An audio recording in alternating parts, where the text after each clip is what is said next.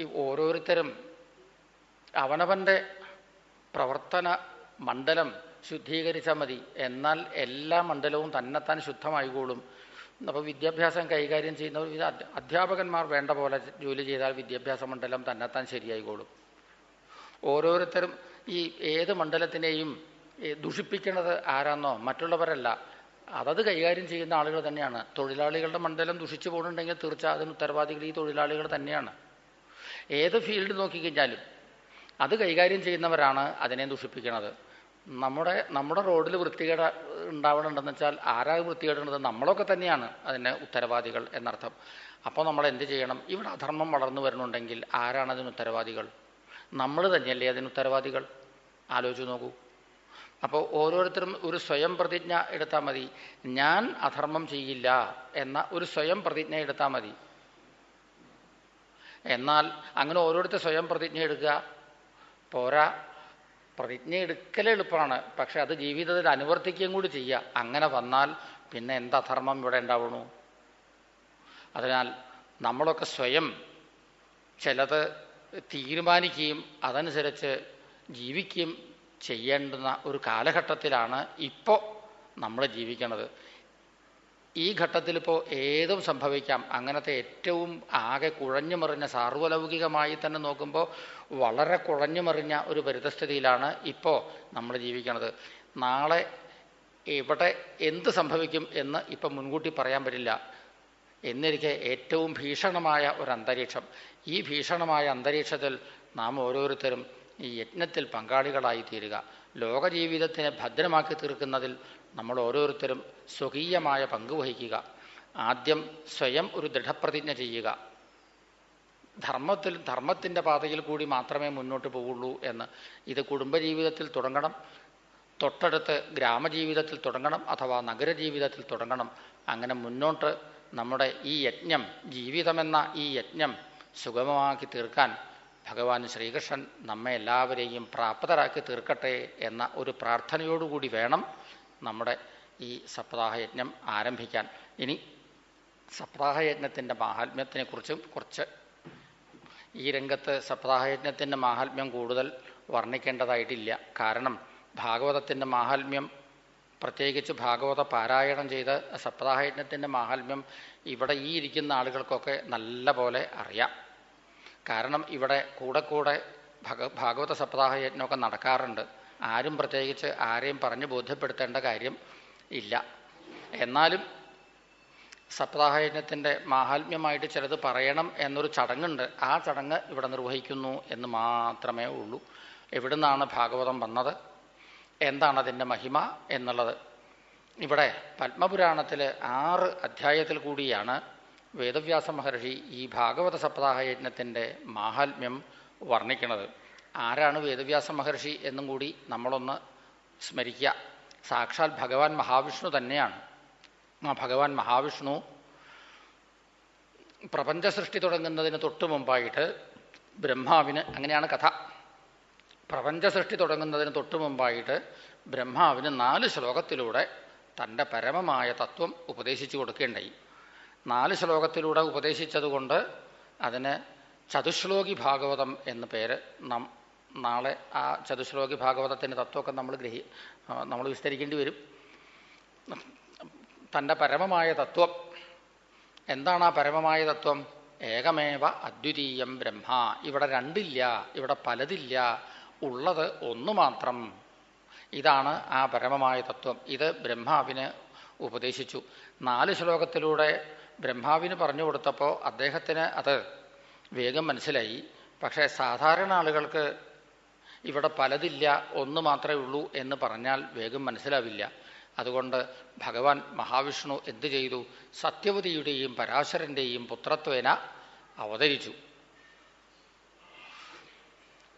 ആ പുത്രന് അമ്മ സത്യവതി നൽകിയ പേരാണ് കൃഷ്ണൻ എന്ന്. അദ്ദേഹം വളർന്നു വന്നത് ദ്വീപിലായിരുന്നു. അതുകൊണ്ട് ദ്വൈപായനൻ എന്നും കൂടി അദ്ദേഹത്തിന് പേര് വന്നു. 2 പേരും കൂടി കൂട്ടിച്ചേർത്തപ്പോൾ കൃഷ്ണദ്വൈപായനൻ എന്ന് അദ്ദേഹത്തിന് പേര് വന്നു. ഈ കൃഷ്ണദ്വൈപായനൻ ആണട്ടെ വേദത്തിനെ 4ആയിട്ട് എഡിറ്റ് ചെയ്തു. വ്യസിച്ചു എന്നർത്ഥം. 4ആയിട്ട് എഡിറ്റ് ചെയ്തു. വേദത്തിനെ വ്യസിച്ചതുകൊണ്ട് അദ്ദേഹത്തിന് വേദവ്യാസൻ എന്ന് പേര് വന്നു. അങ്ങനെ ഋക്ക്, യജുസ്, സാമം, അഥർവം എന്നിങ്ങനെ 4 ശാഖകളായി വേദം. മാത്രവുമല്ല, ഈ വേദത്തിന് തന്നെ 4 ഘട്ടങ്ങളുണ്ട്. ഏറ്റവും താഴെ സംഹിത. സംഹിത എന്ന് പറയുന്നത് കേവലം മന്ത്രങ്ങൾ മാത്രമാണ്. ഈ മന്ത്രങ്ങളുടെ വ്യാഖ്യാനങ്ങൾ എന്ന മട്ടിൽ കുറേ ഭാഗങ്ങളുണ്ട്, ഗദ്യഭാഗങ്ങളുണ്ട്. അവയ്ക്ക് ബ്രാഹ്മണങ്ങൾ എന്ന് പേര്. സംഹിത, ബ്രാഹ്മണം. ഈ ബ്രാഹ്മണങ്ങളുടെ അവസാന ഭാഗമാണ് ആരണ്യകങ്ങൾ. ആരണ്യകങ്ങളുടെയും അവസാന ഭാഗമാണ് ഉപനിഷത്തുകൾ. അപ്പോൾ വേദത്തിന് 4 ഘട്ടങ്ങൾ എന്ന് പറഞ്ഞാൽ ബ്രാഹ്മണം, സംഹിത, ബ്രാഹ്മണം, ആരണ്യകം, ഉപനിഷത്ത് എന്നിങ്ങനെ 4 ശാഖകൾ. ഋക്ക്, യജുസ്, സാമം, അഥർവം എന്നിങ്ങനെ. ഇതെല്ലാം ഈ വിധത്തിൽ സംവിധാനം ചെയ്ത ആളാണ് കൃഷ്ണദ്വൈപായനൻ. അതുകൊണ്ടാണ് അദ്ദേഹത്തിന് വേദവ്യാസൻ എന്ന് പേരും വന്നത്. അങ്ങനെ വേദവ്യാസൻ വേദത്തിനെ 4ആയി സംവിധാനം ചെയ്തു. തൻ്റെ 4 ശിഷ്യന്മാർക്കായിട്ട് ഇത് പകുത്തു കൊടുത്തു. അങ്ങനെ പൈലൻ, വൈശമ്പായനൻ, ജൈമിനി, സുമന്തു ഇവരാണ് 4 ശിഷ്യന്മാർ. ഈ 4 ശിഷ്യന്മാർക്കായിട്ടാണ് ഋക്ക്, യജുസ്, സാമം, അഥർവം എന്നീ 4 ശാഖകൾ അദ്ദേഹം പകുത്തു കൊടുത്തത്. അവരവരുടെ ശിഷ്യന്മാർക്കും ഇതൊക്കെ പകുത്തു കൊടുത്തു. കാലക്രമേണ വേദം പഠിക്കാൻ ആളില്ല എന്ന ഒരവസ്ഥ വന്നു. അപ്പോൾ വേദവ്യാസ മഹർഷി ഒരു കാര്യം ചെയ്തു. വേദ തത്വങ്ങളെ കുറച്ച് കഥകളും കൂടി കൂട്ടിച്ചേർത്തുകൊണ്ട് കുറേ ഗ്രന്ഥങ്ങൾ എഴുതി. ഈ ഗ്രന്ഥങ്ങൾക്കാണ് പുരാണം എന്ന് പേര്. അനേകം പുരാണങ്ങൾ അദ്ദേഹം നിബന്ധിച്ചു. അനേകം പുരാണങ്ങൾ. ഈ പുരാണങ്ങൾ ആളുകൾ വായിക്കും എന്നായിരുന്നു അദ്ദേഹത്തിൻ്റെ പ്രതീക്ഷ. പക്ഷേ ആ പ്രതീക്ഷ അസ്ഥാനത്തായി പോയി. പിന്നീട് അദ്ദേഹം പറയാനുള്ള കാര്യങ്ങളെല്ലാം കൂടി അടുക്കി ഒരൊറ്റ ഗ്രന്ഥത്തിൽ ഒതുക്കി പറഞ്ഞു.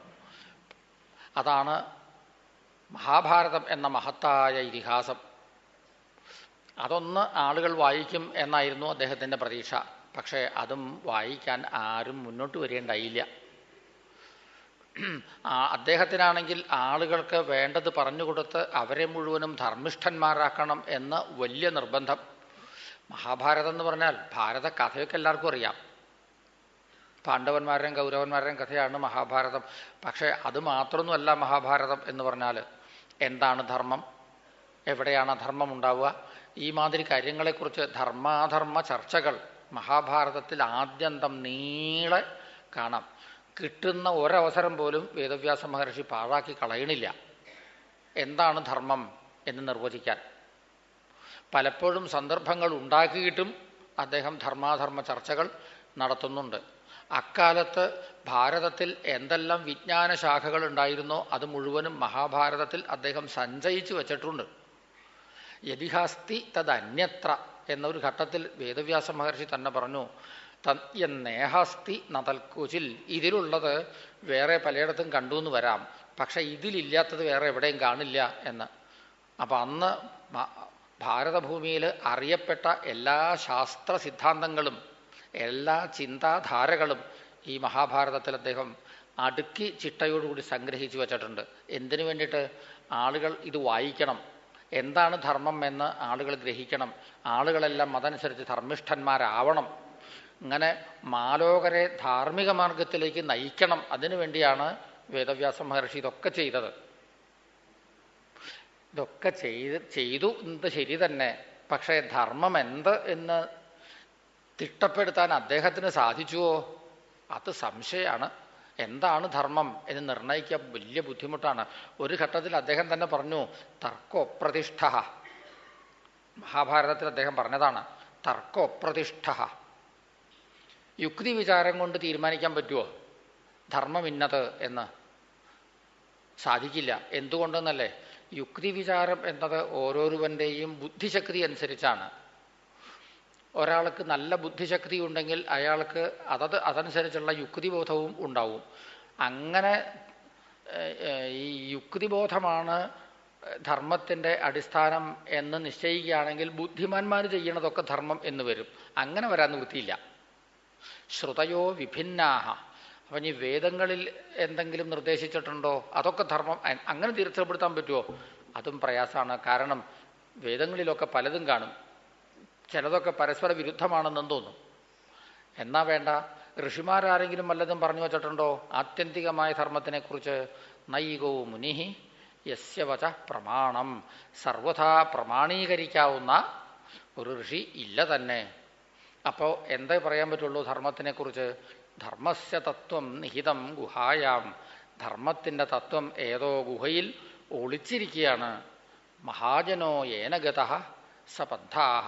മഹാജനങ്ങൾ ഏത് മാർഗത്തിൽ കൂടിയാണോ സഞ്ചരിച്ചത് അതാണ് ധർമ്മത്തിൻ്റെ മാർഗം. അത്രേ പറയാൻ പറ്റുള്ളൂ.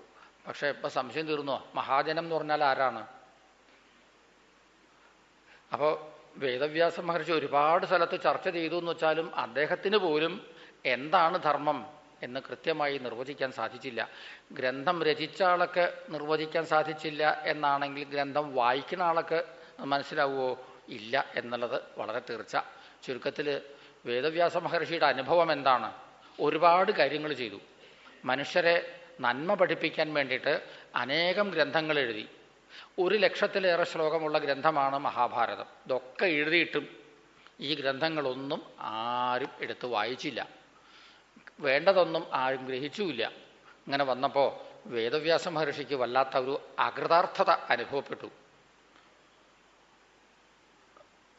എന്തോ ഒരു ദുഃഖം അല്ലെങ്കിൽ ഒരു ഉത്കണ്ഠ. ഇത് ലോകത്തിലെ ഒട്ടേറെ പ്രവാചകന്മാർ അനുഭവിച്ചിട്ടുള്ള ദുഃഖമാണ്. വേദവ്യാസ മഹർഷിയുടെ ഈ ദുഃഖത്തിന് വേണമെങ്കിൽ ഒരു പ്രവാചക ദുഃഖം എന്ന് പറയാം. ലോക നന്മയ്ക്ക് വേണ്ടിയിട്ട് ഇങ്ങനെ അധ്വാനിക്കുക, എന്നിട്ടോ ലോകം നന്നാവാതെ കണ്ടും വരിക. ഇത് കാണുമ്പോൾ ഏത് പ്രവാചകനും ദുഃഖം അനുഭവപ്പെടും. അങ്ങനത്തെ ഒരു ദുഃഖമാണ് വേദവ്യാസ മഹർഷിക്ക് അപ്പോൾ അനുഭവപ്പെട്ടത്. എന്താണ് എനിക്ക് കൃതാർത്ഥത ഉണ്ടാവാണ്ടിരിക്കാൻ കാരണം എന്ന് അദ്ദേഹം ആലോചിച്ചു. ആ സമയത്താണ് ശ്രീനാരദ മഹർഷിയുടെ വരവ്. ഇത്തരം സന്ദർഭത്തിലാണ് നാരദ മഹർഷി പ്രത്യക്ഷപ്പെടാറുള്ളത്. മലയാളികൾക്ക് നാരദനെക്കുറിച്ച് വളരെ തെറ്റിദ്ധാരണയാണ്. ഏഷണിയാണ് നാരദൻ ചെയ്യണതെന്നാണ് മലയാളികൾ പൊതുവെ ധരിച്ചു വച്ചിട്ടുള്ളത്. ആരാണ് ഈ ധാരണ കേരളത്തിൽ പറഞ്ഞു പരത്തിയത് എന്ന് ചോദിച്ചാൽ നല്ല തീർച്ചയില്ല. ഏഷണ ആണ് അദ്ദേഹം ചെയ്തുകൊണ്ടിരിക്കുന്നത്. ഏഷണ എന്ന് പറഞ്ഞാൽ അന്വേഷണം എന്നർത്ഥം. എന്താണ് അദ്ദേഹം അന്വേഷിക്കുന്നത്? 2 എണ്ണമാണ് അദ്ദേഹം അന്വേഷിക്കുന്നത്. എവിടെ ദുഃഖിതന്മാരുണ്ട് അതാണ് ഒരന്വേഷണം. ദുഃഖിതന്മാരുള്ള ദിക്കിലേക്ക് ചെല്ലും, അവർക്ക് ആശ്വാസം പകർന്നു കൊടുക്കും, അവർക്ക് പരമമായ ജ്ഞാനം തുറന്നു കൊടുക്കും, അവരെ നേരായ മാർഗത്തിലേക്ക് നയിക്കും. അതാണ് നാരദ മഹർഷിയുടെ ഒരു സ്വഭാവം. മറ്റൊന്ന്, ഏത് സമയത്തും ഈശ്വരഭജനം ചെയ്യും, ഈശ്വരാന്വേഷണം. ഇങ്ങനെ ഏഷണയാണ് എല്ലാ സമയത്തും അദ്ദേഹം ചെയ്യുക. അതുകൊണ്ട് തന്നെയാണ് അദ്ദേഹത്തിന് നാരദൻ എന്ന് പേര് വന്നതും. എന്താ നാരദൻ എന്ന് പറഞ്ഞാൽ അർത്ഥം? നാരം ദാനം ചെയ്യുന്നവൻ എന്നാണ്. നാരം എന്ന് പറഞ്ഞാൽ നരന് ആവശ്യമുള്ളത് എന്നർത്ഥം. വിശേഷബുദ്ധി, വിശേഷജ്ഞാനം ഇതൊക്കെ ദാനം ചെയ്യുന്ന വ്യക്തിയാണ് നാരദൻ. നാരദ മഹർഷി അവിടെ വന്ന് വേദവ്യാസ മഹർഷിയോട് നിർദ്ദേശിച്ചു, അങ്ങ് ഭഗവാന്റെ പ്രഭാവം, ഭഗവാന്റെ കരുണ, ഇത് രണ്ടിനെയും വിശദീകരിച്ചുകൊണ്ട് ഒരു ഗ്രന്ഥം എഴുതുക. അങ്ങനെ ഒരു ഗ്രന്ഥം എഴുതിയാൽ അങ്ങയ്ക്ക് കൃതാർത്ഥത ഉണ്ടാവും, ആ ഗ്രന്ഥം വായിക്കുന്ന ആളുകൾക്കെല്ലാം കൃതാർത്ഥത ഉണ്ടാവും. ഇത്തരം പറഞ്ഞു നാരദ മഹർഷി അവിടുന്ന് സ്ഥലം വിടുകയും ചെയ്തു. അതിനെ തുടർന്ന് വേദവ്യാസ മഹർഷി ഒരു ഗ്രന്ഥവും കൂടി എഴുതി. ആ ഗ്രന്ഥമാണ് ഇപ്പോൾ നമ്മുടെ മുമ്പിലിരിക്കുന്ന ഈ ശ്രീമദ് ഭാഗവതം. ഇത് രചിക്കുക കഴിഞ്ഞപ്പോൾ അദ്ദേഹത്തിന് വളരെ കൃതാർത്ഥത തോന്നി. അതുകൊണ്ട് തന്നെ അദ്ദേഹം ഒരു കാര്യം ചെയ്തു. മുമ്പ് എഴുതിയ ചില പുരാണങ്ങളിൽ ഈ ശ്രീമദ് ഭാഗവതത്തിൻ്റെ മാഹാത്മ്യം തുന്നിച്ചേർത്തു. അങ്ങനെയാണ് പത്മപുരാണത്തിലും സ്കാന്ദപുരാണത്തിലുമൊക്കെ സപ്താഹയജ്ഞത്തിൻ്റെ മാഹാത്മ്യം അദ്ദേഹം തുന്നിച്ചേർക്കാനിടയായത്. 6 അധ്യായം കൊണ്ടാണ് പത്മപുരാണത്തിൽ അത് വിശദമാക്കുന്നത്. നമുക്കിവിടെ 6 അധ്യായം വായിക്കാൻ സമയം അനുവദിക്കണില്ല. ഒരധ്യായം വായിക്കുക, എന്നിട്ട് അതിലത്തെ വിഷയങ്ങൾ ലഘുവായി കുറച്ച് സമയം കൊണ്ട് ഒന്ന് അനുസ്മരിക്കുക.